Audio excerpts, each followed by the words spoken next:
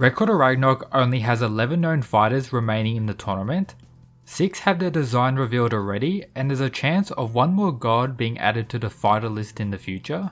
Of course, unless we have a human traitor or one original fighter is removed. All will be explained in today's video, but first a reminder of the 8 amazing rounds we've received so far.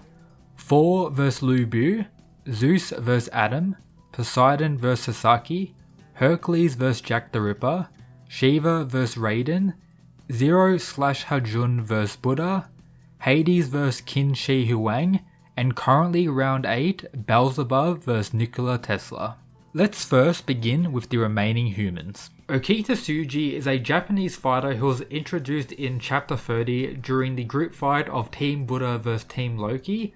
He appeared alongside Buddha, one of his Shinsugumi teammates, and Sasaki Kodro after his fight with Poseidon.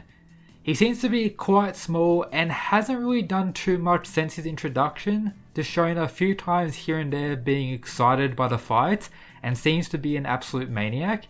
If you want to learn more about him, there's actually a manga done by one of the authors of the Record of Ragnarok manga that focuses on the Shinsugumi where Okita actually comes from.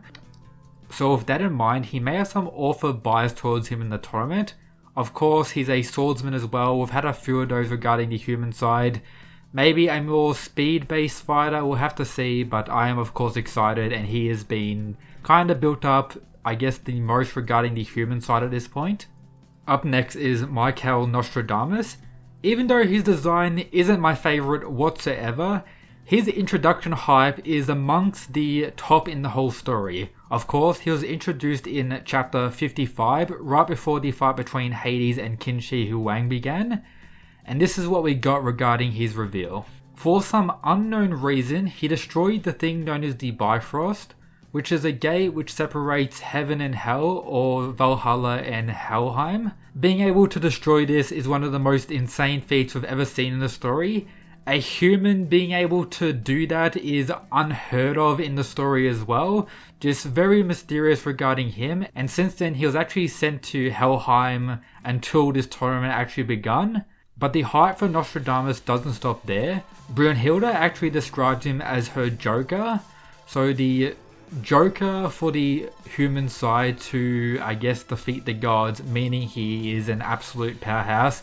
As someone like Adam was referred to as the ace. So yeah, Nostradamus definitely going to be a top tier just with that single chapter alone.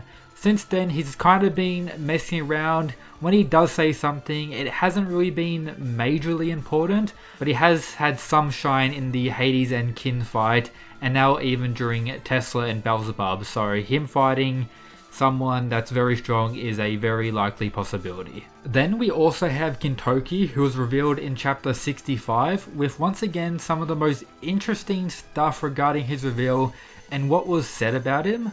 First up, he doesn't really look all that human compared to the other fighters we've seen so far. Potentially half human, half god, or maybe even something else for all we know. He seems to be quite close to Buddha, the one who betrayed the gods. He was told to look into the following character by Buddha. Described as the man who will shake up Ragnarok, the dragon-slaying hero Siegfried. Siegfried could be the human fighter who may betray humanity and join the god side. As I mentioned at the start of the video, the gods are pretty much missing one fighter. Siegfried could be that fighter, or once again another human who may fight in the tournament, meaning we could need more gods. But considering Buddha's facial expression, I get the feeling that Siegfried may betray humanity, whoever it is, join the gods, and then we could get Gintoki versus Siegfried potentially as a matchup. But very interesting stuff during his reveal. And the final human character that we've actually had their design revealed is Simo. His design was revealed due to a competition run by the authors where they pretty much had a vote from people in Japan of what design they wanted to see the most. Simo and Qin Shi Huang were the winners of that, and that's how we got both of their designs revealed early.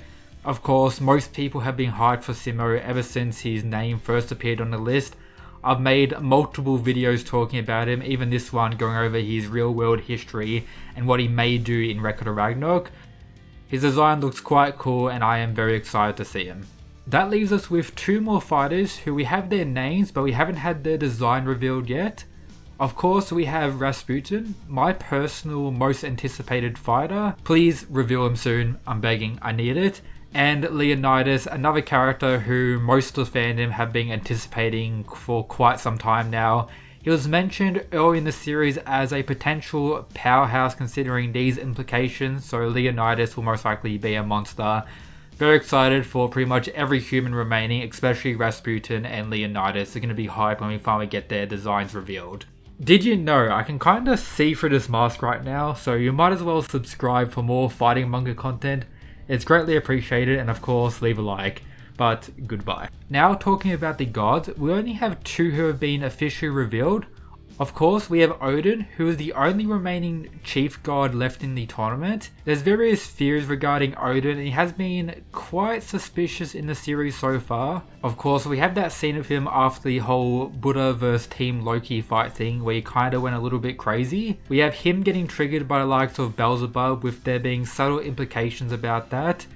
His connection to Brynhilde as well, so Odin is going to be very important. I think he's going to be the last fighter of the gods. Then we also have Loki, another god who's been in the story ever since the start.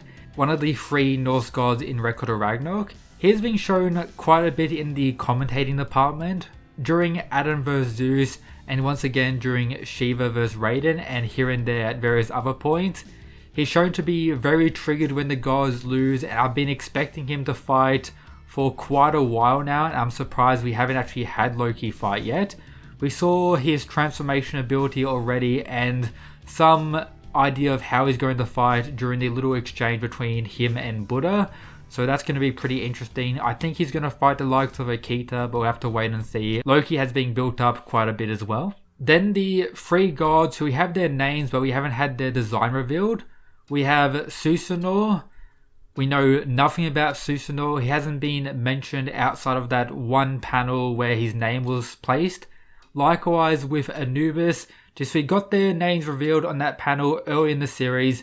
They haven't been spoken about whatsoever by anyone. They're just confirmed fighters, so I'm guessing they're just going to come out of nowhere and we'll have to wait for that.